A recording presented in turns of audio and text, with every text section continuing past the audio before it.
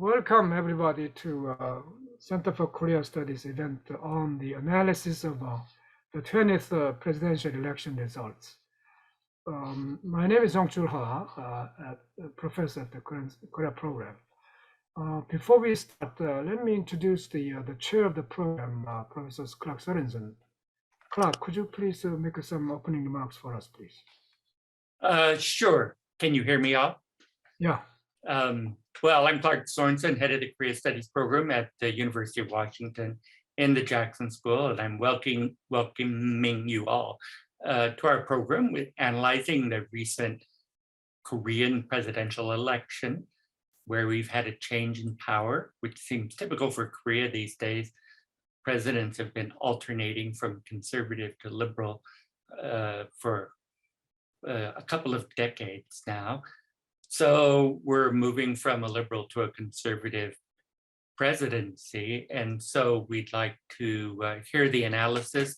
We've got a good lineup of speakers, both Korean speakers and both from the US and from the University of Washington campus. Two of our speakers are from there, and then some visitors and so forth. So I'll ask Professor Ha, who's our Korea Foundation Professor of Korean Social Science, to introduce the speakers and start the analysis.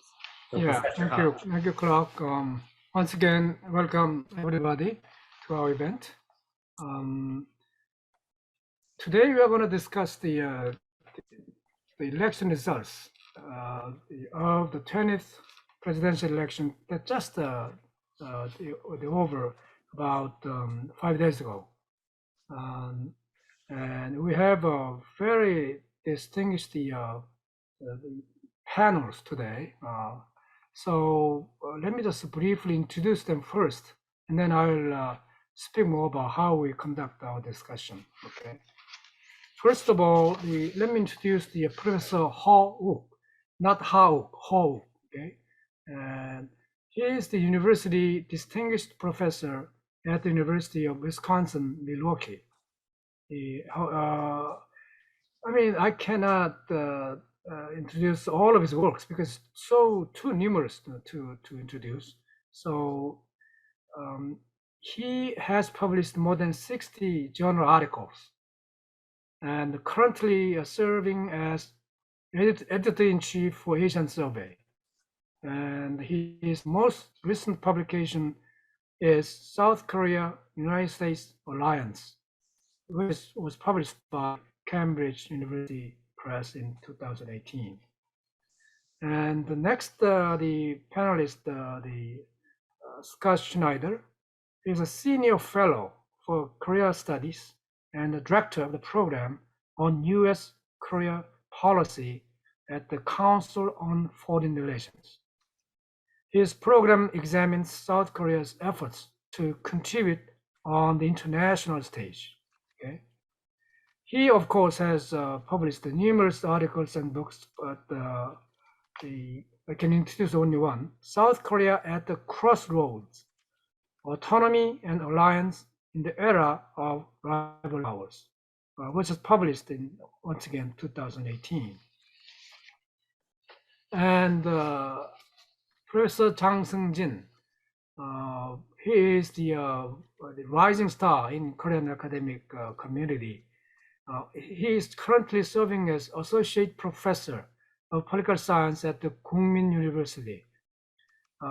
He studied at Seoul National University for his MA and BA and received a Ph.D. in Political Science from Columbia University. He is an expert on political behavior, public opinion, and elections.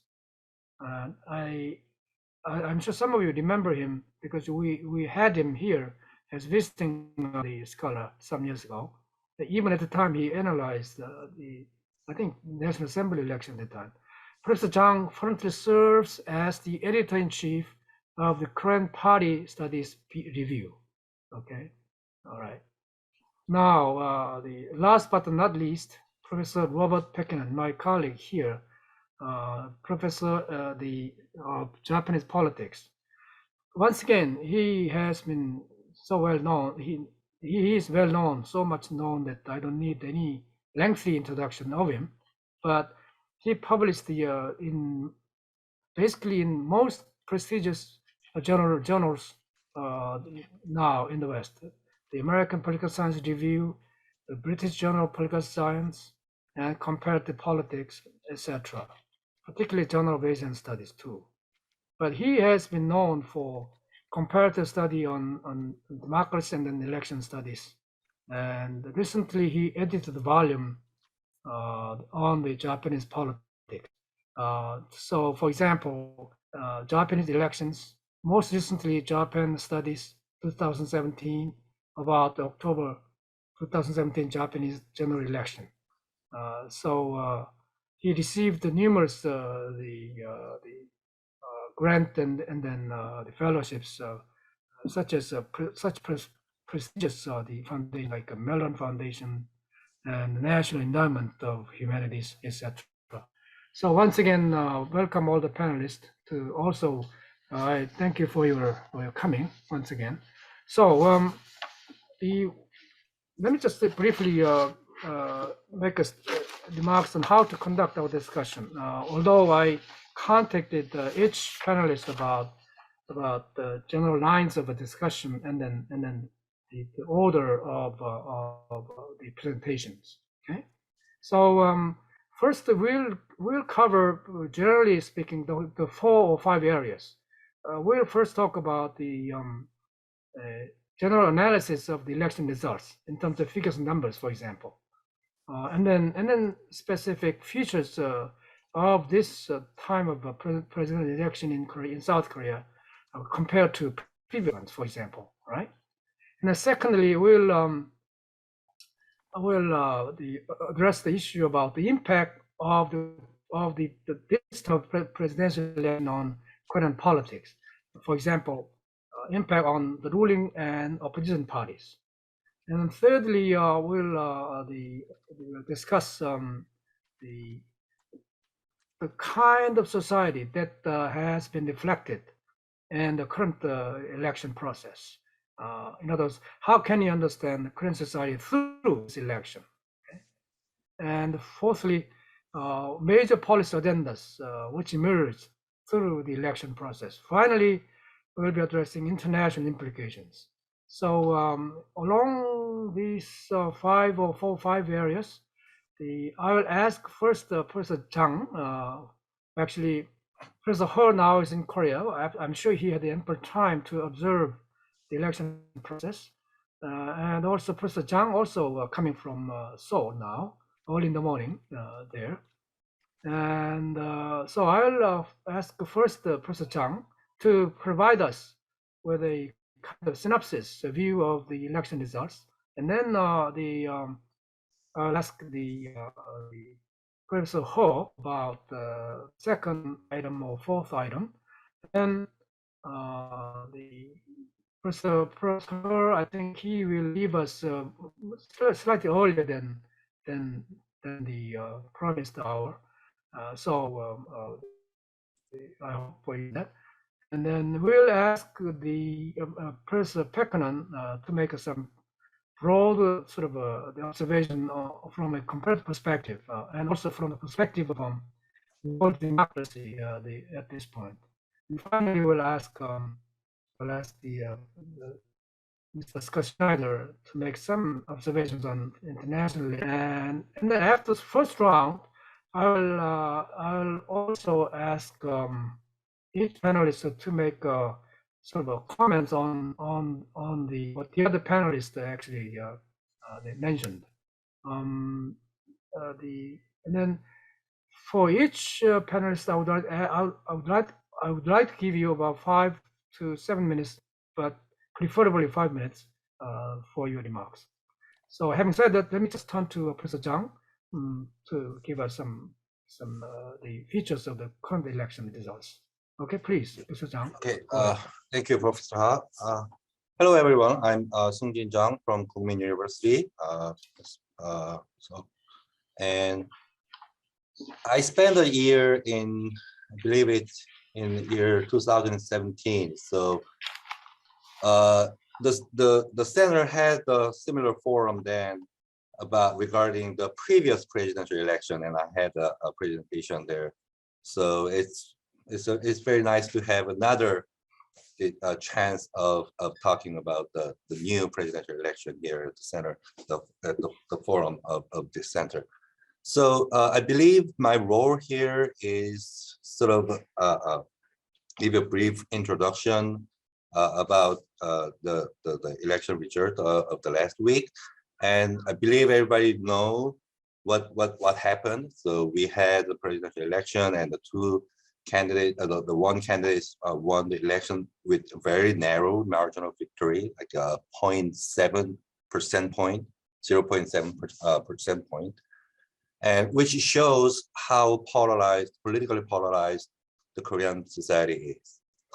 And so as a background of this elections, I want to point out three things that can characterize the electoral process of this presidential election.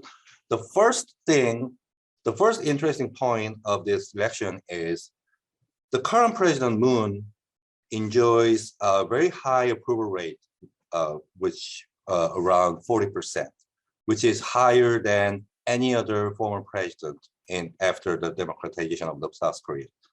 So, but interestingly, in spite of his high approval rate, relatively high approval rates, public opinion shows very high support for the government change.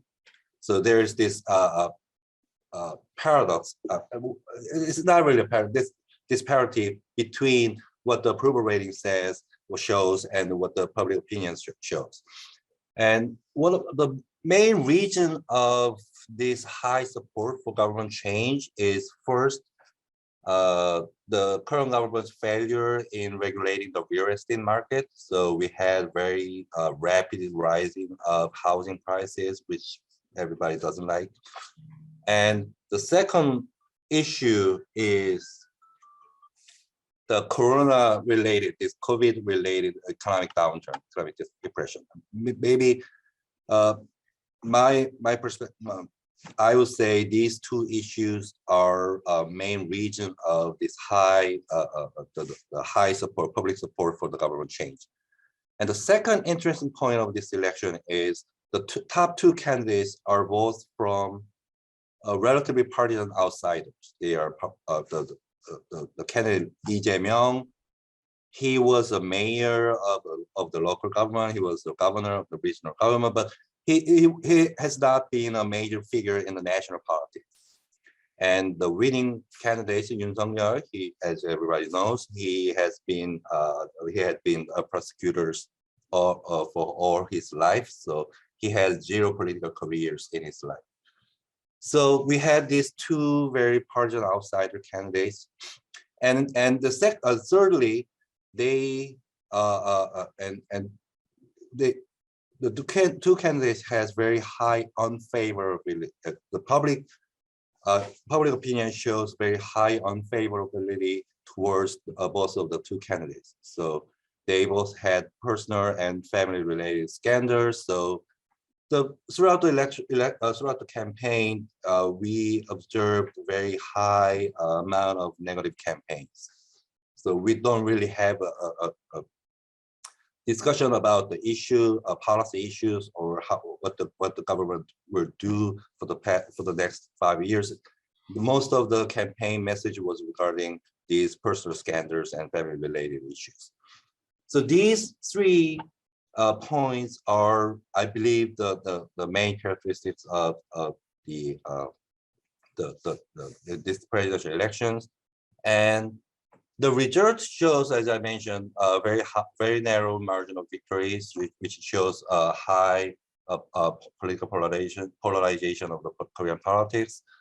And another interesting point of this electoral result is gender differences in terms of their vote choices, especially among the younger voters. The exit poll shows among the voters in their 20s, 60% voted for 60% of the male voters voted for Jae-myung, and 60% of the 60% of the male voters voted for Yoon Suk-yeol, and 60% of the female voters voted for Lee Jae-myung. So gender has not been a very important political issue in Korean politics, but these gender differences in vote choices shows gender may be a very important issue or important cleavages in the incoming Korean politics. And the third point that the electoral result shows, I believe, is because these two, especially the winning candidate, Yoon Suk-yeol, is a political outsider, we have very high unpredictability of his government. We have very little information of what he will do. I mean, he says some things throughout his campaign, but not much. I mean, his campaign was mainly about a negative campaign towards Lee Jae-myung. So we have very unpredictability, high unpredictability of his government, what his government will do for the next 5 years. So these are my main my understanding of what this election, how this election was held, and what this election result shows for the next Korean politics. All right, thank you very much. A very succinct summary about the election results.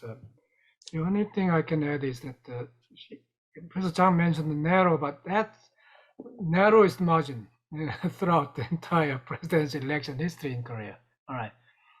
Next, Professor Ho, could you just start, please?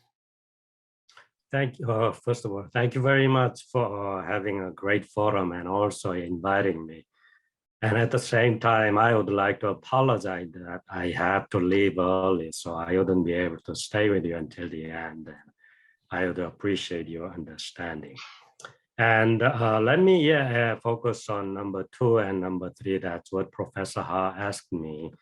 And to this end, I made some piggyback on what Professor Jang started with. See, this election, in a way, is a very atypical presidential election for Korea. At the same time, it has actually a traditional component as well. For example, it's a very close election, just like pointed out by Professor Jang, and also 2 main candidates are political outsiders. But at the same time, see, the election showed regionalism. Traditionally, Honam area or southwest provinces supported the Progressive Party, the Democratic Party. At the same time, the Southeastern Party supported the Conservative Party. And that tradition continued, even though it's been almost more than 30 years, about 35 years, since the transition to democracy in 1987, this regionalism continues. For example, like this year, see, more than 70% of Gyeongbuk province supported the conservative candidate, slightly less in the South Gyeongnam province, 58%. But more than 80% of Honam area, the La provinces supported the Democratic candidate, Lee Jae-myung. So continue the tradition that regionalism is one of the primary driving force in the Korean elections. So that's a continued one. The new one is gender conflict, as noted by Professor Jang. It's rather new, especially in the 20s. See, like, 58% versus 30-some%. So just like about 60% or 40%. So what's the cause of this, especially in the younger generations? See, if feminism was one of the prime issues in the election, because the opposition party, Conservative Party's chairman, Lee Jun-suk, had a strategy, election strategy of generation approach. Older generations, younger generations, especially focusing on males in the 20s. Why is that the case? See, there could be so many reasons, but I'm going to point out one of the primary reasons that I think where it stands from. One of the reasons is, as the Korean economy developed, they invested more to education, and at the same time, they start having children fewer than before. See, in the earlier period, male preference was a dominant factor, and they tend to support their males, especially an oldest son, for education and pretty much everything. But nowadays, that is not the case. People don't have a lot of children. For example, my younger brother has only one daughter. It's not that uncommon. And they invest everything they have to their daughter. So in the younger generation, there's really no male preference, or at least to a much lesser degree nowadays. As a result, younger females started performing better.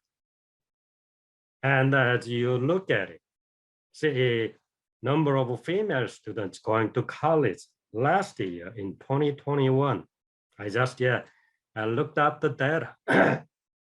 Excuse me.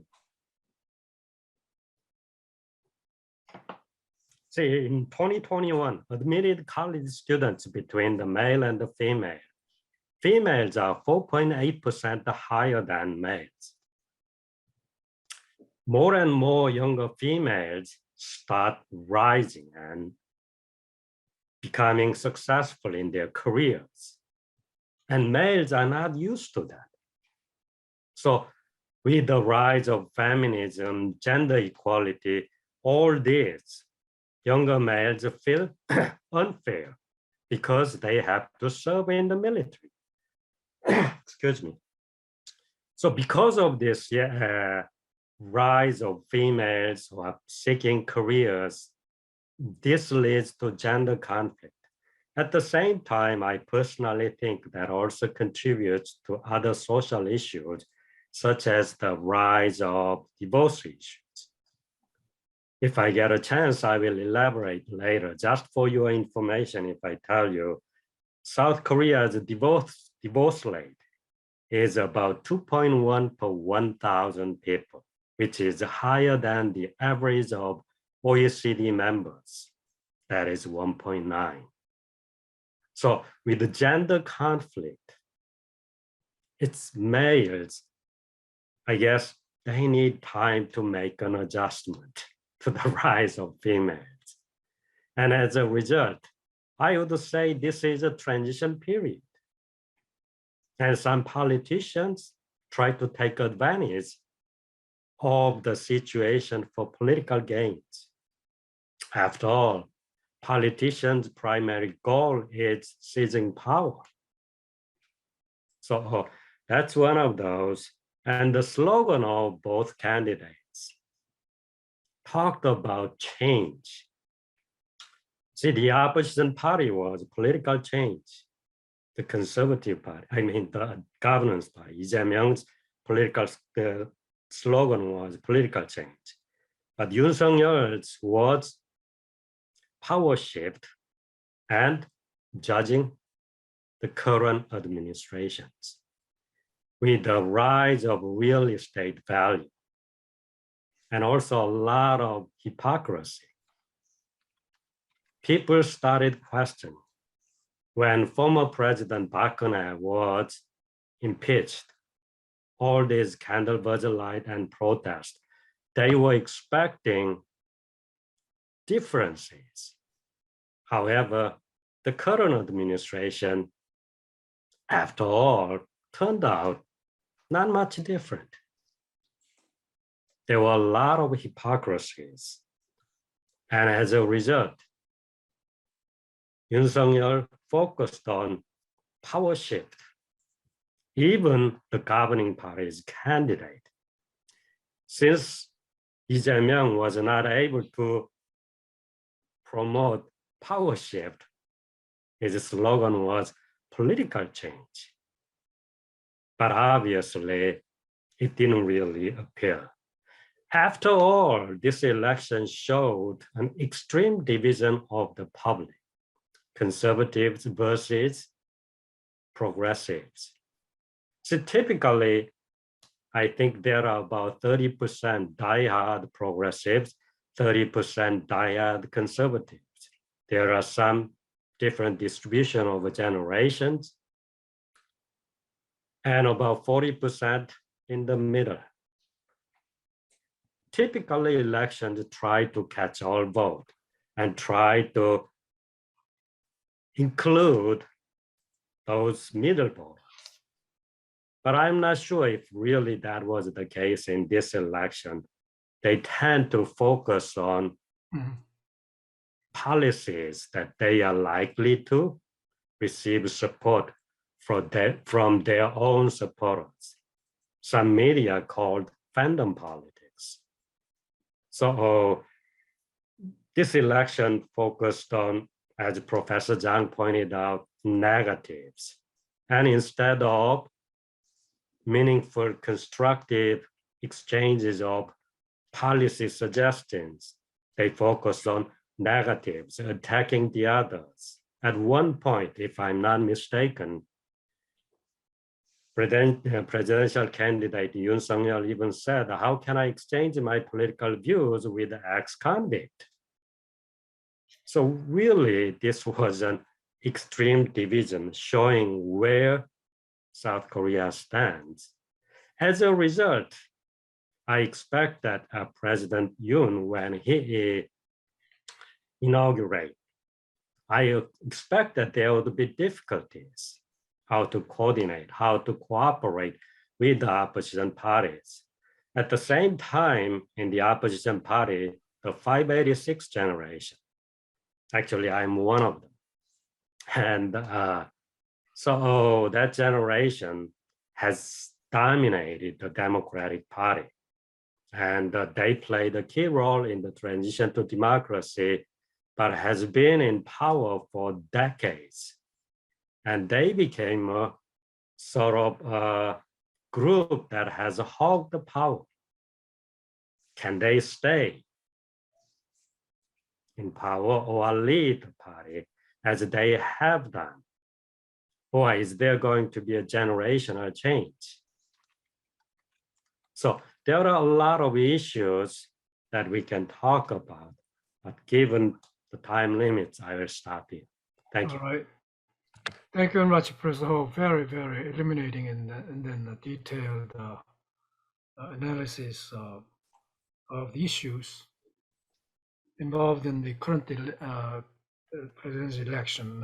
For example, Professor Ho highlighted that, let's say, regionalism still rampant in current election. Frankly, I remember talking to Professor Zhang some months ago in Korea. Some possibility of letting up or diluting regionalism in Korea, but then I think the results shows completely opposite. As Professor Ho mentioned, the continuing regionalism in Korean electoral politics, particularly, and then also under issue, and then let's say including divorce issue, but also let's say the political party issue, generational issue. So I think Professor Ho covered a wide range of issues due to the lack of time. He could not elaborate. Perhaps in the second round he may elaborate some of the points he made earlier. Okay. The next, let's go to the Professor Pekkanen for his more or less comparative or international perspective about South Korea's democracy. Please go ahead, Robert. Okay, thank you very much, Young Chul, and thank you to the Center for Korea Studies, Professor Stan, for organizing this. As Professor Ha said, I research electoral systems and Japanese politics, and so my remarks will be from that perspective. And I want to make two observations on the results from the perspective of the study of electoral systems. And then I want to talk second about Korean democracy in an era of democratic erosion. Some positive signs, some negative signs, and then a question, open question, which is about political party institutionalization. And then time permitting, I'll also talk about Korea-Japan relations. There are some grounds for optimism in the Korea-Japan relationship, which are generated domestically in Korea, as well as due to changes in the international system. But there's also some reasons for caution about what the new administration will be able to achieve. So with time permitting, I'll talk about Korea-Japan as well, but if not, then I can address that perhaps later in our discussion. So let me just start off with this analysis of the election results from a systemic perspective and talk about what stands out. And of course, the first thing is that this was an extremely close election with 48.6% of the vote going to the winning candidate to 47.83% of the vote going to the losing candidate. So this is 0.73%, less than 3/4 of a percentage point separating the result. But the other thing that stands out, of course, is that nobody got a majority, which is very important from a systemic perspective. I also noticed in the coverage of this election that many people bemoaned the tone of the election as extremely antagonistic. It was called the worst election, highly negative campaigning. And so the character of the campaign also was something that the earlier speakers mentioned, but something that's also come under a lot of scrutiny. And of course, gender tensions. This is another element that really stands out in the election campaign, and how there's stoking of gender tensions by appealing to young men resentful of a government helping women succeed over them, or at least that's perception. But let me turn to this systemic observations. The winning candidate, Yoon of the People Power Party, got a little over 16 million votes, 16,394,000 votes. The losing candidate got 16,147,000 votes. So the difference between these two candidates is 247,077 votes. Now, with that in mind, I noted that 307,542 votes were unable to be counted for any of the 12 candidates. That's 0.90%. So if we think about those, there's reasons votes aren't counted, right? People spoil ballots as an act of protest, but there are also a lot of errors in voting. People make a surprising number of errors at voting.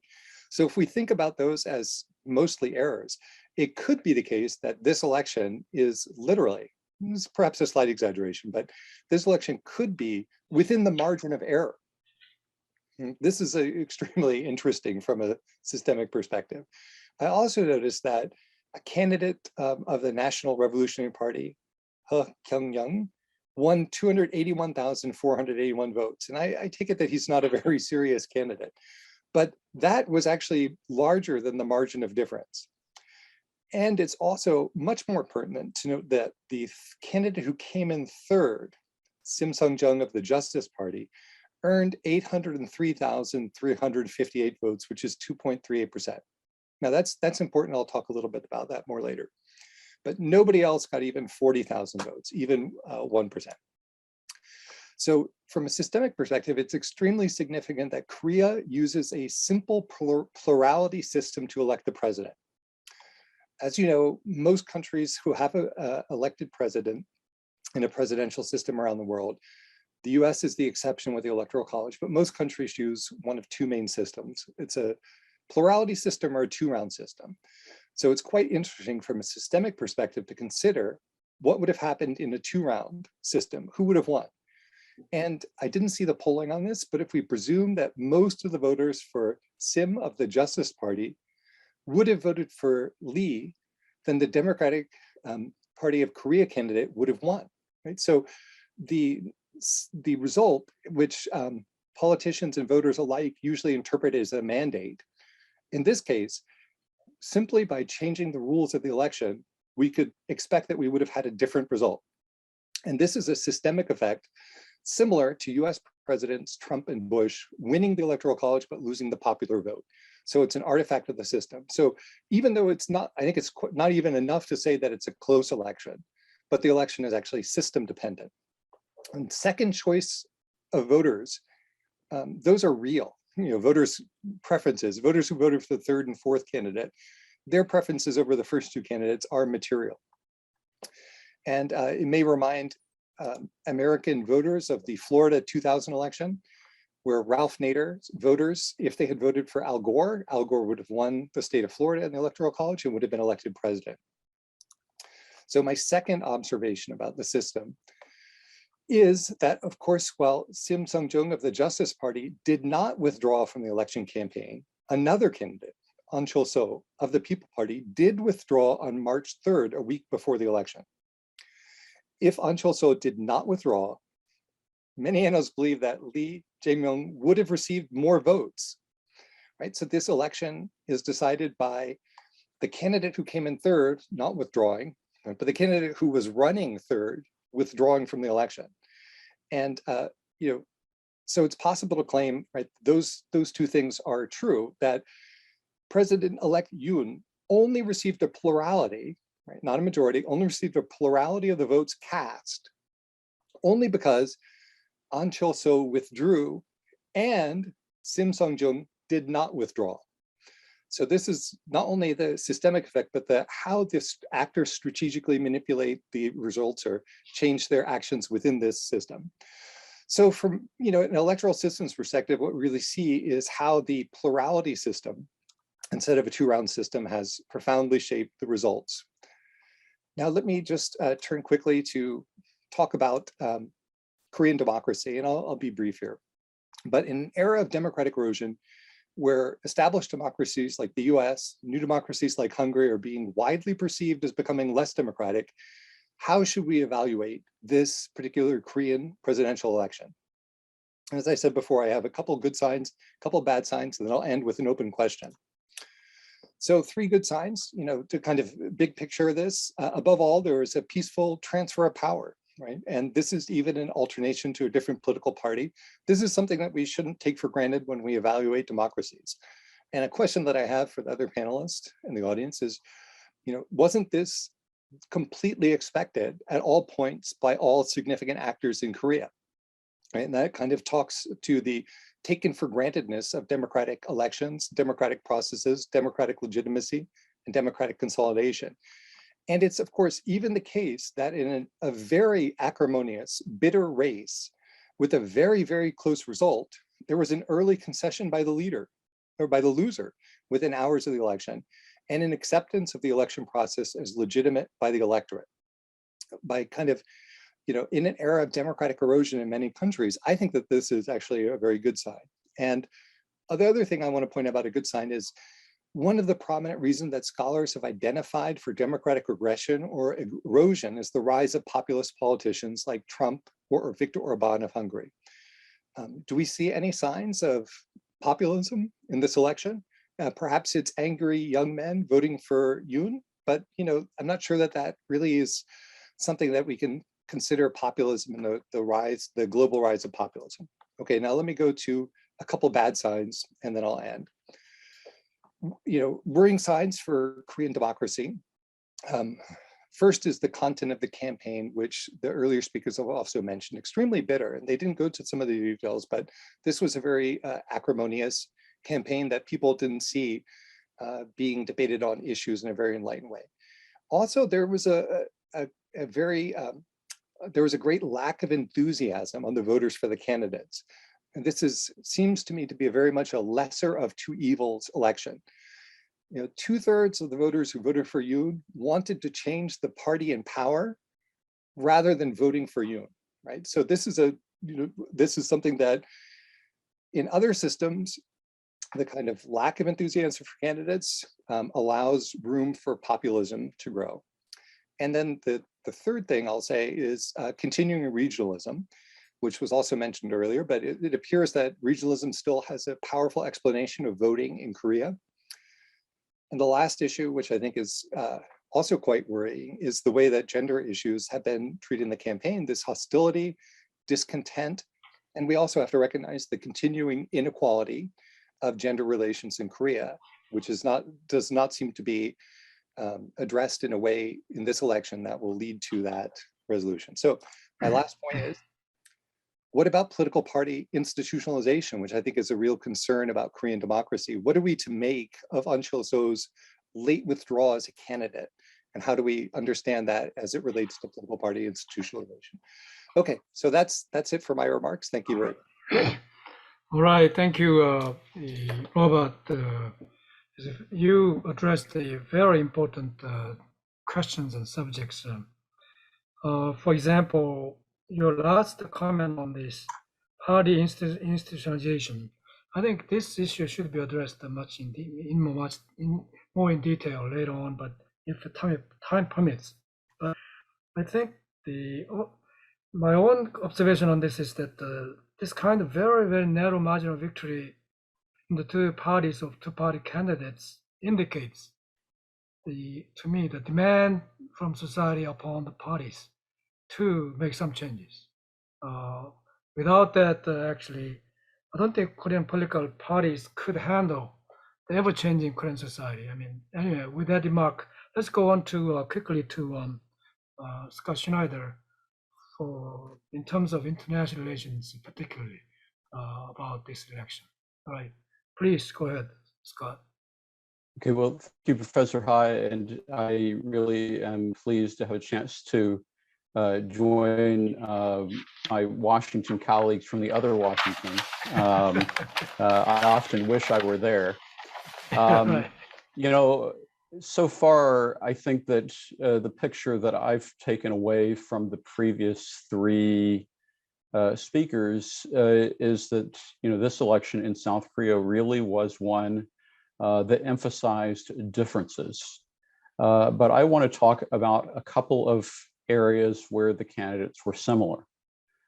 First, neither of them had any foreign policy experience whatsoever. Secondly, neither of them personally are nearly as popular as the United States is in the context of voter opinion about various international relationships. And the reason why I mention that is to say that even though the two candidates had very distinctly different foreign policy platforms based on their respective progressive and conservative views, in many respects, the conduct of South Korean policy is more, at least through the campaign, was more about postures than it would necessarily have been about outcomes because of constraints that South Korea faces in the transition from election discourse to the challenge of actually constructing a foreign policy. Nevertheless, having a conservative in charge in South Korea will mean a different going-in approach. It's one that Americans, generally speaking, policymakers are going to like to hear because the Yoon conservative policy emphasizes the importance of a much closer alignment with the United States. But that emphasis on alignment with the United States may also have a number of consequences that will create challenges for South Korea as the Yoon Suk-yeol administration unfolds. And in fact, just yesterday or today, depending on how you look at it, the Yoon Suk-yeol team put out a more detailed description of their foreign policy entitled Confident Diplomacy and Strong National Security. It emphasizes a number of the same themes that were emphasized in the campaign. What I really want to highlight are the ones that I think are likely to generate problems or challenges that the Yoon Suk-yeol administration will face as it moves forward. And the first one is that with closer alignment with the United States, especially as we look at North Korea, there are going to be things that North Korea doesn't like about the way that Yoon is approaching foreign policy. One, he's putting denuclearization at the forefront of his policy. Secondly, he's really emphasizing the importance of reciprocity and the importance of deterrence of North Korea over diplomacy. And so that's going to be very interesting to see, how it plays out in terms of North Korea's response.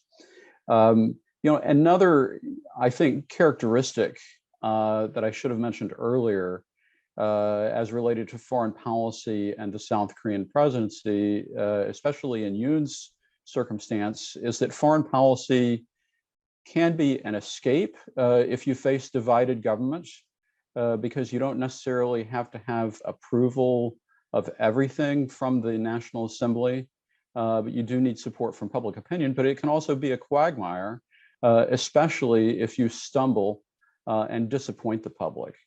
And I think that there are a number of areas as related to North Korea where we could see objections from both North Korea and issues that would be politicized in the relationship between the conservative Yoon government and the National Assembly. And two that I would highlight are that Yoon has indicated that he's going to talk more about North Korean human rights and implement the new North Korean Human Rights Foundation. But I believe that that also is going to require the National Assembly to appoint members of that board. And so that might be an early area where you see tensions between the conservatives and the progressives as related to foreign policy. Secondly, there is a North Korean anti-leaflet law that is on the books, passed under the Moon administration. And we don't know how a Yoon administration is going to implement that.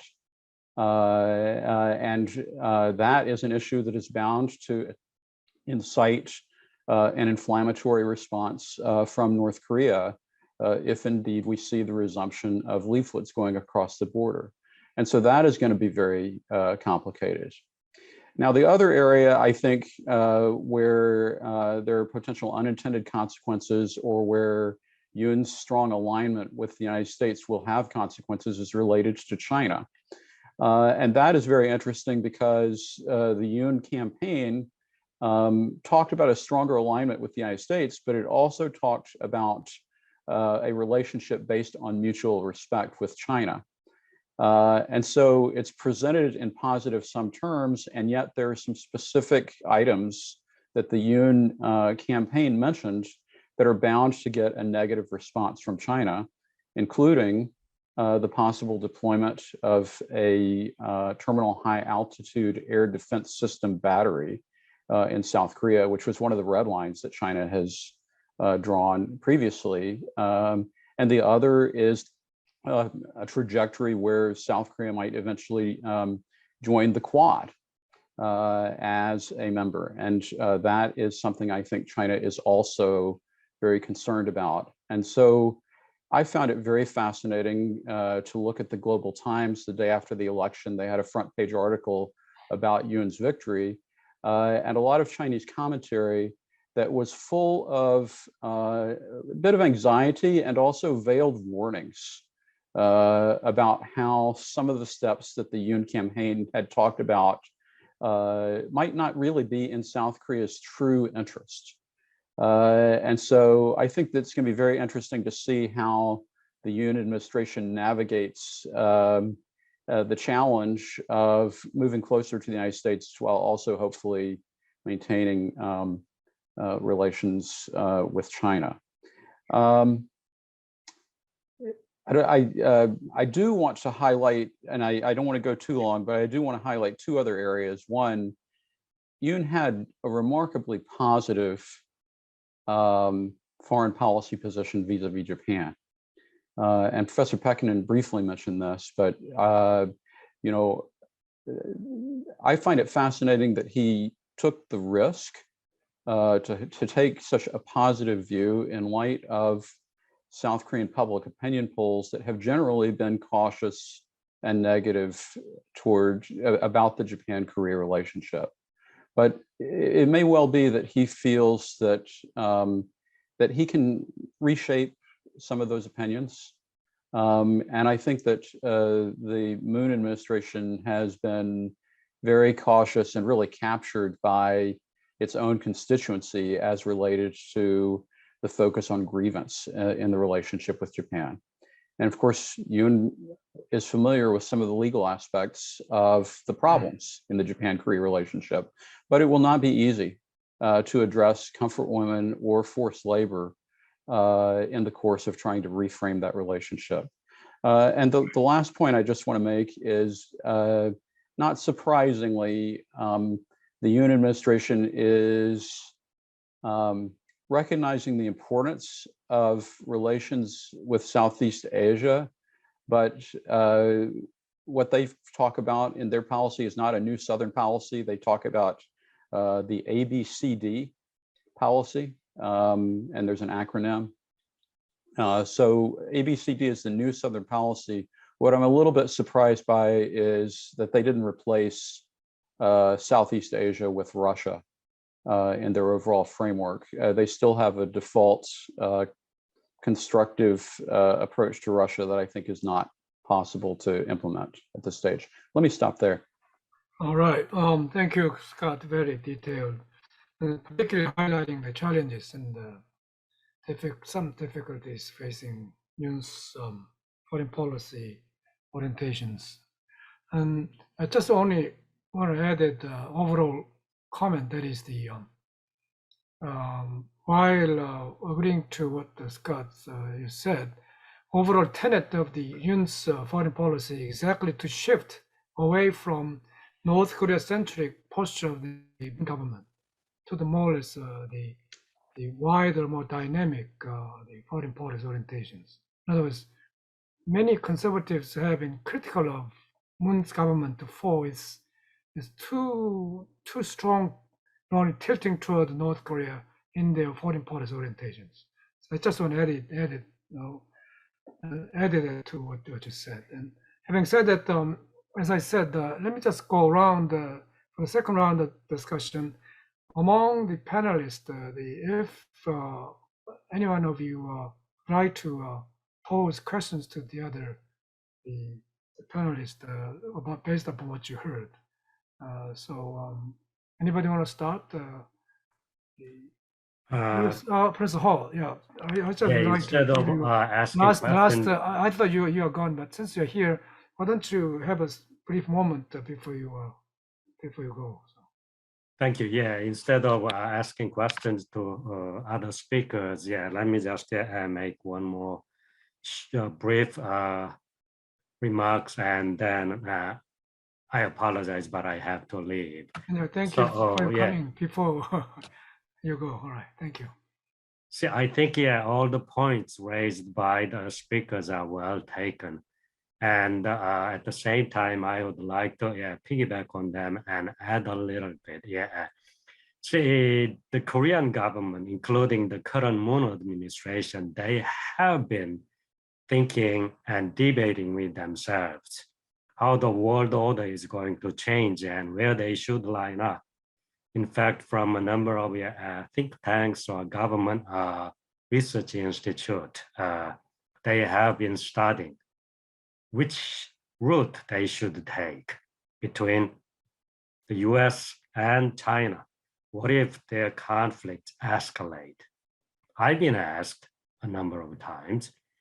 So because of that, even though the Moon administration has taken, I guess, ambiguous neutral position, that's what they refer to, but at the same time, they have been thinking about it. Traditionally, conservatives have been pro-US, and that's what they appeal to their voters. So I expect that the Yoon administration is going to shift gear and emphasize the US-Korea alliance. Conservatives are based on that value. So that change, as Scott pointed out, will cost, and there will be a price tag for that, and how to work with that will be an important question. At the same time, see, conservatives, especially with the recent Beijing Olympic Games and anti-Chinese feelings have gone up in Korea. So there will be some positives and some negatives mixed in in terms of public sentiment towards that policy shift. And also, see, if you are going to shift towards the pro-US positions, well, you can maintain the current relationship between Japan and South Korea. Hostility, lack of cooperation, it cannot continue if you are going to experience conflict, frictions with Beijing. So it might be necessary for Seoul to do so. And going back to this, what I raised earlier, this divorce and gender conflict, it's more of a younger generation. As I said, nowadays more and more females are highly educated, seek their career. As a result, the rate of people who are getting married is much lower than before. In the past, marriage was a requirement. Nowadays, many young women feel that it's an option. At the same time, the system has not changed. Let's say you want to have a maternity leave. See, in the US, systemically, there will be no penalty for that. I'm not sure that is the case in Korea. That's why those who seek career among females, they have reservations how that will affect their career. Husbands, they know what their fathers did. Their expectation to their wives is not much different from what they saw when they were growing up. But the situation is different. Their wives are not housewives. So this is a transition period. And I believe conflicts aren't necessary. And there will be some adjustment period. See, if I share an anecdote, when I moved to Milwaukee in 1996, I had a shocking experience. I had a neighbor who was a grandma who came home, got very upset. American Caucasian woman who was in, I'm not sure, 70s, 80s. She was very upset because when she visited her son's home, her son was doing laundry. And she said, that's his wife's job. That was 1996 in the United States. That was not something that I expected from an American woman, even though she was an older woman. So even in this country, I assume this kind of transition did not occur too long ago. And Korea is going through that. And over time period, this gender conflict is going to be an even more important element over time period. All right. Nowadays, it's only in the younger generation. All right. Professor, thank you for your very interesting but important the discussion on this gender issue. I'm sure you are in a hurry to Yes. leave. Yeah. So we'll let you go with much regret, and then perhaps expecting to see you sometimes later. And now let's Thank you very much. Thank you, Professor, once again. And let's turn to other panelists. Please, if okay, Scott, why don't you? Are you going to direct your question or your comments? Well, no, I'm going to ask a question. I have two questions for Professor Jae-in, really based on Professor Pekkanen's presentation. And the first is, although I think that the outcome of the election was a success of Korean democracy, I wonder if the liberal candidate had won by 250,000 votes, would the conservatives have accepted the election results? And then my other question is really related to two other questions related to campaign tactics and the Yoon outcome. It seems to me like both the emphasis on gender and the party merger actually were failed election strategies. that Yoon survived rather than winning election strategies. And in particular, if you look at the vote of women and men in their 20s, they directly offset each other at 58% to 58.7%. And so I'm just wondering, how is that viewed in South Korea? Okay, Professor Zhang. Okay. If Lee Jae-myung had won the election, would the conservative voters accept the result? Well, I believe they would. I mean, the Korean democracy, there are some rumors regarding the electoral process of the last congressional elections, and a number of people worried about similar things happen about this regarding this presidential election, but I believe Korean democracy is much healthier than many thought. So the loser's consent is not a question in Korean democracy. I really believe so. And about what Professor Peckman says about the invalid votes, we all know that there are very large number of invalid votes, which is twice of the number of invalid votes of the last presidential election. And one of the main reasons would be very late withdrawal of Ahn Cheol-soo. Yes, but the question is, if Ahn Cheol-soo has not withdrawn, Lee Jae-myung would won the election. I personally don't think so, and many analysis here in Korea said so, because the support for Ahn Cheol-soo was largely from the voters who had a hard time of supporting one of the top two candidates. So once Ahn Cheol-soo withdrew from the election, the supporters of Ahn Cheol-soo would not go one direction.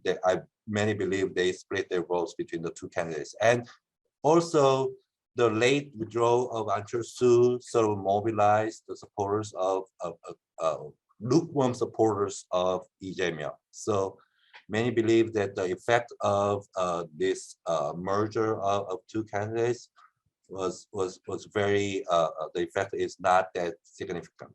That's many. We don't have a detailed data to support this argument, but that's what many speculate here in Korea.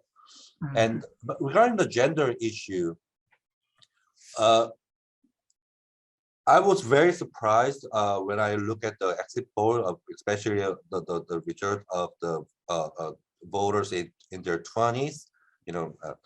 But the first thing is exit poll is covers only half of the voters. So half of the voters participated in the election through early voting, who are not who could not be sampled in an exit poll. Exit poll was conducted only on an election day. So we cannot be sure about the exit poll. But anyway, so like I said, gender issue has not been an important political issue here in Korea, and many public opinion polls and academic research of the data shows there are not much difference between male and female voters in their 20s regarding major political or economic issues. The difference between females in their 20s and females in their 50s or 60s is much greater than the difference between females in their 20s and male in their 20s. So I was very surprised when I saw like a third, 60% of the male 20s male voters voted for one candidate, and 60% of the female voters voted another. And there are two possibilities. First, the main so traditionally, the younger voters tend to support for liberal candidates and liberal parties. So they change their voting behavior this election.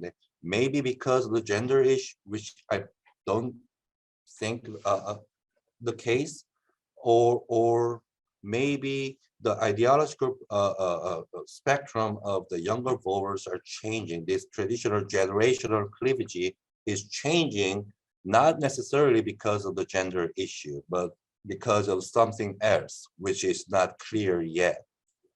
But like, again, the gender issue, I believe the gender issue in this election is very overemphasized, and they are largely strategically mobilized by the candidates and by the party, not necessarily grounded in what people really think about the gender issue.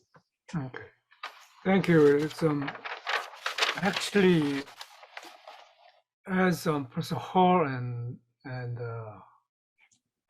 his own comments on gender issue, also Scott's question to Professor Zhang and Zhang's remarks all indicate indeed there is an issue, new issue just emerged in current politics, gender issue. Then the question should be why at this particular juncture of current history, gender issue has emerged as important, or at least as implied by Professor Zhang, or emerged as exaggerated something. I think this issue, this question will continue to be discussed in the years to come.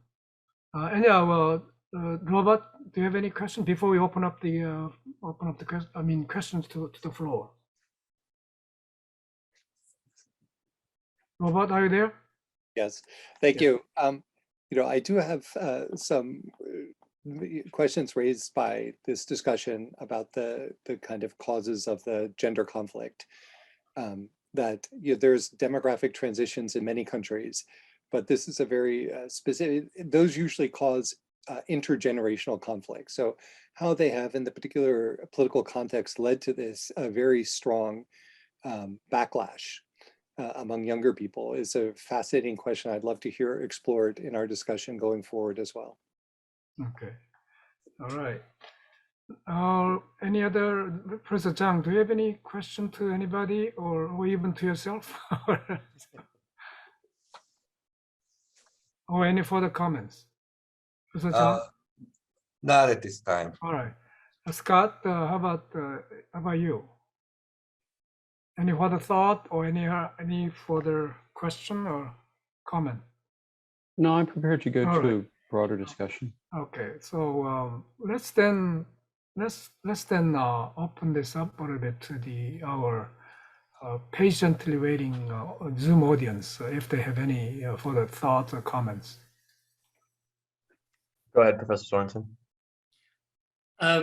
Yeah, I had a question, and I'm not sure who to ask it to, but one of the things that we've seen in the development of Korean political parties is that they have had a trend to become more democratic over time, particularly in the way they select their candidates, having primaries even, and open ballots for selected candidates and so forth.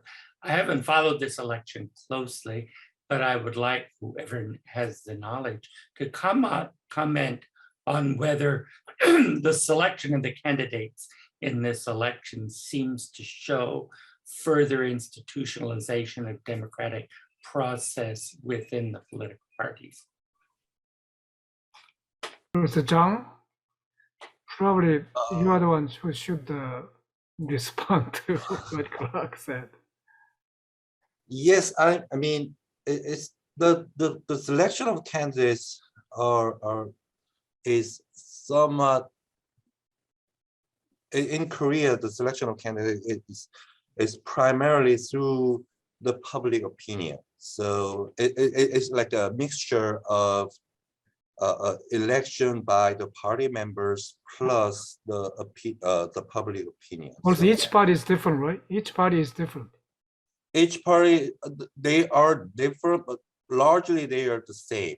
So Okay, largely, yes. the exact percentage of what percent of the party members' votes counted versus what percentage of what percentage of public opinion counts are different between the parties. But basically, the idea is they selected their candidates through the mixture of these two main process: the election by the party members plus the public opinion, which has been over, say, 20 years, which is so this mixture started like in the election of 2002, which which had been consistently so consistently the way that each party select their candidates. So I believe one may, so how one evaluate this mixture, whether one see it as a democratic or not.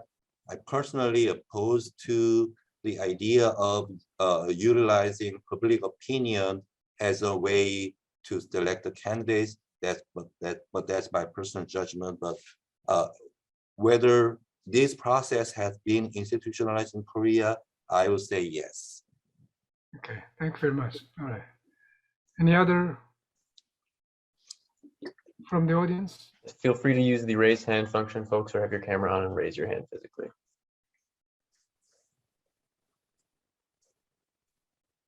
Okay. Actually, I have a question, if I could. Focusing on the gender issue here, I think this has actually been a really important point that's been brought up, and it's interesting hearing everyone's perspectives on, is it overblown? Is it real, the generational differences? And I'm wondering if we can hypothesize in the future here. Say this is a new semi-institutionalized factor for Korean elections moving forward, say the next election cycle at a minimum. Can we give any predictions about what this might do or what this might say about Korean democracy in our next presidential election, all given what goes on in these next 5 years? Okay, Professor Chang, maybe you're overburdened with different Okay, questions. but like I said, Yeah, I mean, yeah.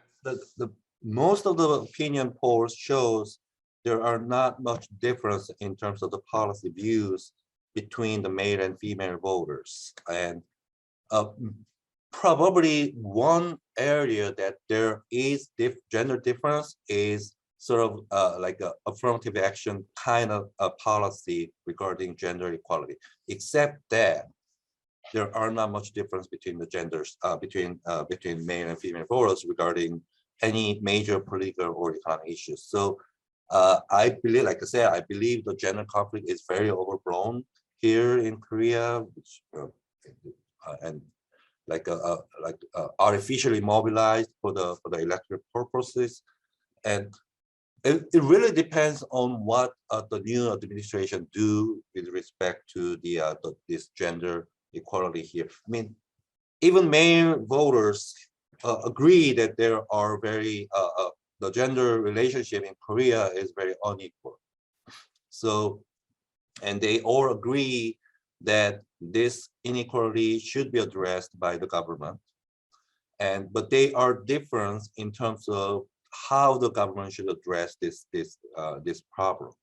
And depending on how the new administration address the problem, the gender conflict or gender issue could be important issue in a coming number of elections or not. But my personal expectation is not much so.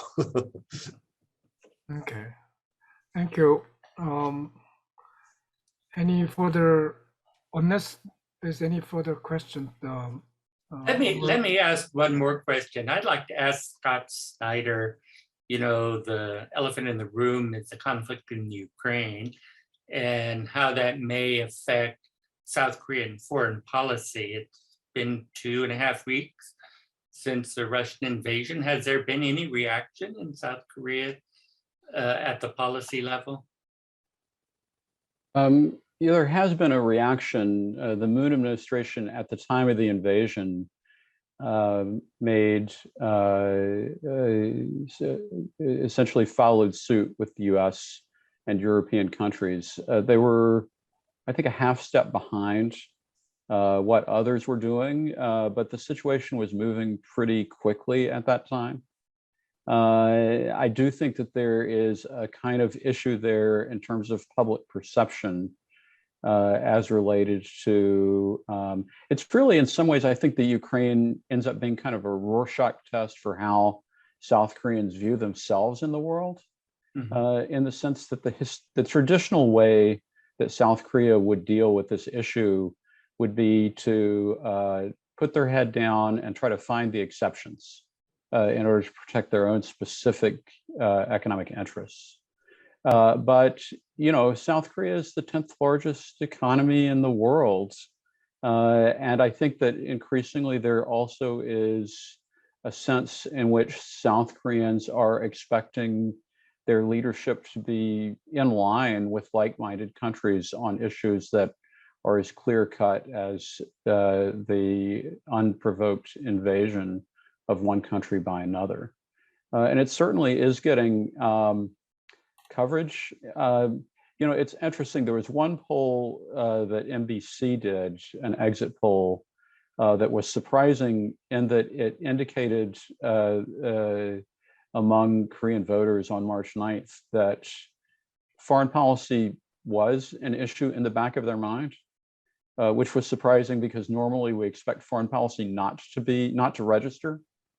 And so, you know, I was wondering whether or not that backdrop actually might have influenced Koreans to think a little bit more conservatively, at least about the environment in which a new president would be acting. Yeah. Thank you. All right. All right. Unless there's any further comments, let me just conclude our discussion first by thanking the panelists for their participation with such interesting observations and comments touching upon the different aspects of the just finished the Korean presidential election. On my part, I think let me just highlight the major points that came out of this discussion. The first new issue area just emerged, whether Professor Jang would agree to this or not, at least throughout this election campaign, the gender issue and generational issues actually emerged in Korean South Korean politics. And then still the sort of rampant regionalism still hasn't gone away, still sticking around in South Korean politics. And then based upon what the Professor Hall said, actually this many sort of different issue areas, but just the gender issue, for example, he said that is a real issue. I think I have a lot to say, but except I want to just stop by saying yes, but gender issue is not solely about gender issue. It's related to so many different other aspects of current society. So we still should try to understand what kind of complexity of South Korea as a whole, rather than dissecting South Korea in so conventional issue areas. As Professor Pekkanen said, what is so critical issue facing South Korea is exactly the gap between ever the expanding or ever complicating Korean societal situation, as the Professor Ho mentioned, and then the level of institutionalization of Korean political system. To me, it is a gulf of the gap between society and then political system. And in fact, I would argue this kind of the very close the election result indicate to the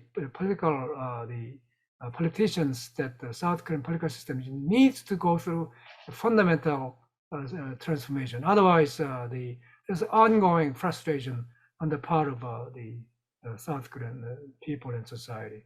And with regard to what the Scott Schneider said, I would highlight this along with Professor Pekkanen. I think it's important to see this time around the successful kind of presidential election that occurred in South Korea in such a hard time, or in such the sort of a dangerous the time for democracy throughout the entire world.